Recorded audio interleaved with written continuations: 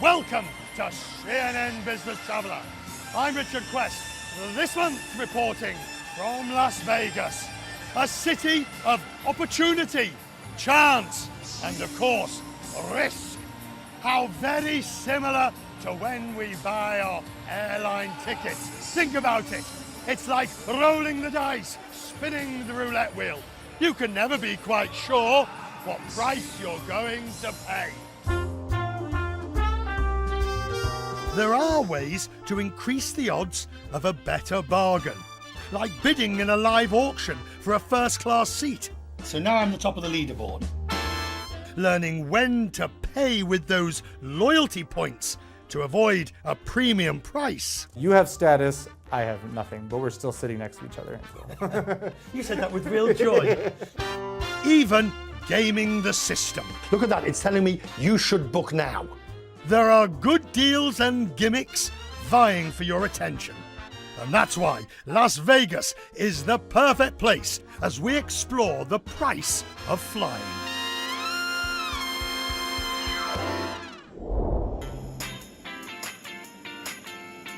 The most perishable commodity in the world at the moment is on this plane. An empty airline seat. Once those wheels lift off the ground, that empty seat can no longer be sold. Which is why setting airfares is a tricky business. It's been called the dark arts.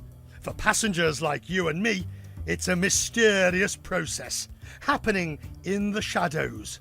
Ticket prices changing by the day, by the hour, sometimes by the minute. The wizardry behind it all, complex mathematical algorithms, driving the price changes, always calculating a traveller's next move. It's rocket science. He's not kidding.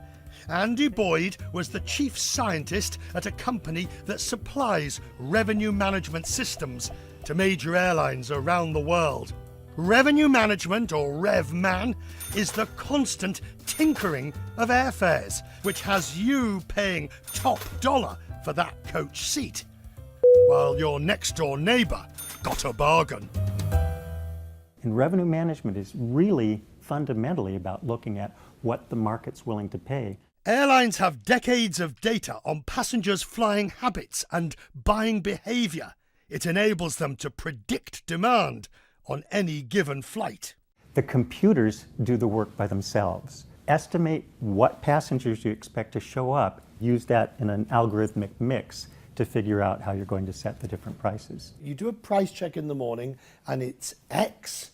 By the afternoon, it's X plus Y. And you're thinking, why didn't I buy yesterday? It's infuriating. It is, and I get infuriated when it happens to me too. Those different prices, or fare classes, are known in the industry as buckets. So here's how revenue management works. Think of these balls as being the various seats on a particular plane, and the buckets are the different fare classes. This is the most expensive seat on the plane. Now, the airline knows it's not going to sell everything out of here. It redistributes some of those seats to some of the lower fare buckets. Right, and what's the difference between these various buckets? Change fees, you have to pay to get your bag on the plane. As the airline is selling seats, the buckets close. Without just selling them out, it can just choose to close them and put them in the higher fare buckets. So you literally just close out the buckets.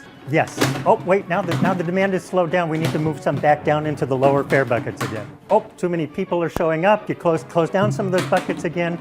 Close them down. You need to get them back up here. Oh, yes, and make sure you get some all the way up here because you don't want them in there. It's typically taking place all of the time. I do have to say, it's a lot easier with a computer.